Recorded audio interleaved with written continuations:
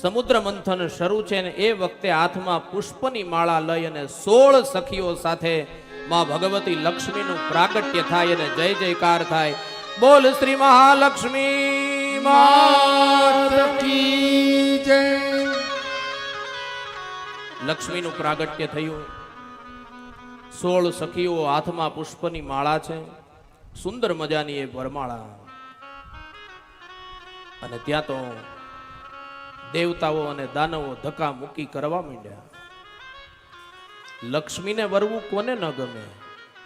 લક્ષ્મી કોને નથી ગમતી? અને વાલા આપણું ભાગવત તો લખે છે, દાનવોને અને દૈત્યોને દેવતાઓને ખબર પડી ગઈ કે આ કુંવારા છે, હાથમાં વરમાળા છે, એટલે કોઈકને એ વરમાળા પહેરાવશે. ધક્કા મૂકી કરવા માંડ્યા. ત્યારે મહાલક્ષ્મીએ કીધું, એક કામ કરો, એક મોટી લાંબી લાઈન કરો, મને જે સૌથી સારો યોગ્ય મૂર્તિઓ લાગશે ને એને હું આ વરમાળા પહેરાવીશ. અને આપણું ભાગવત લખે છે, દરિયા કિનારેથી રસિકભાઈ, દરિયા કિનારેથી હિમાલય સુધીની લાઈન થઈ. સાધુ સંતો પણ ઊભા રહી ગયા, જેને મોટી મોટી દાઢી હતી, મોટી મોટી જટા હતી, એ પણ ઊભા રહી ગયા. લક્ષ્મીને પરણવું કોને ન ગમે? મેરે ભાઈ બેન, લક્ષ્મીને પરણવું એટલે અહીંયા બીજો અર્થ નહીં કાઢતા, પણ લક્ષ્મીને બધા યાચે છે કે અમારા ઘરે, અમારે ત્યાં લક્ષ્મી કાયમને માટે વાસ કરે.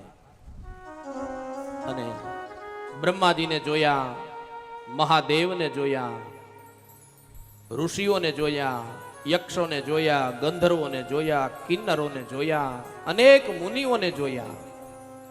મહાલક્ષ્મીએ માળા લઈ અને આગળ ચાલતા ચાલતા જાય છે. બધાય લક્ષ્મીજીની સામે એક નજરે જોવા માંડ્યા. ઓલાને એમ થાય કે હમણાં મારો વારો આવશે, બીજાને એમ થાય કે મારો વારો આવશે. પણ સૌથી છેલ્લે ભગવાન નારાયણ ઉભા હતા. મનોમન એને ખબર છે કે આ કેસ આપણો જ છે. લક્ષ્મીજીની સામે પણ નથી જોયું. આપણું ભાગવત લખે છે, ભગવાન નારાયણ નતમસ્તકે પોતાના ચરણનું ધ્યાન ધરતા ઉભા છે.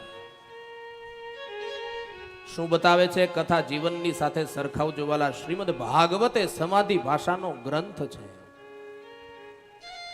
ભગવાન પોતાના ચરણ ઉપર નજર રાખે છે. કથા મને તમને બતાવે છે કે તમે જો તમારું આચરણ શુદ્ધ રાખશો ને તો એક દિવસ એવો આવશે કે તમારે ત્યાં મહાલક્ષ્મી અવતરિત થશે.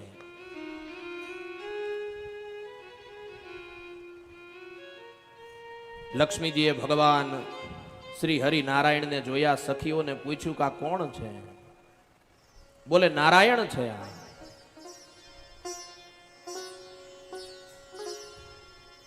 ક્યાં રહે છે? જવાબ મળે છે વૈકુંઠમાં રહે છે.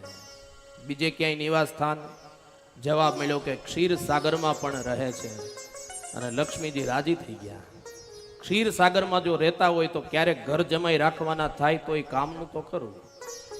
એટલે વિચાર કરે છે કે આ મૂર્તિઓ આપણે યોગ્ય છે. હાથમાં શંખ, ચક્ર, ગદા, પદ્મ અને વનમાળાને જોયા. ગદાને જોઈએ એટલે લક્ષ્મીજી વિચાર કરે છે કે ક્યારેક કંઈક ઘટના બને ને તો આ ગદાથી રક્ષણ પણ કરશે. શંખ જોયો. મહાલક્ષ્મી વિચાર કરે, શંખની ઉત્પત્તિ પણ સમુદ્રમાંથી છે. મારો ભાઈ છે, કદાચ મારા ભાઈને આની સાથે સૌથી સારા રિલેશન હશે, એની સાથે મિત્રતા હશે, એટલે જાણીતું પણ ખરું. પદ્મ જોયું તો મહાલક્ષ્મી વિચાર કરે કે આ તો મારું આસન છે.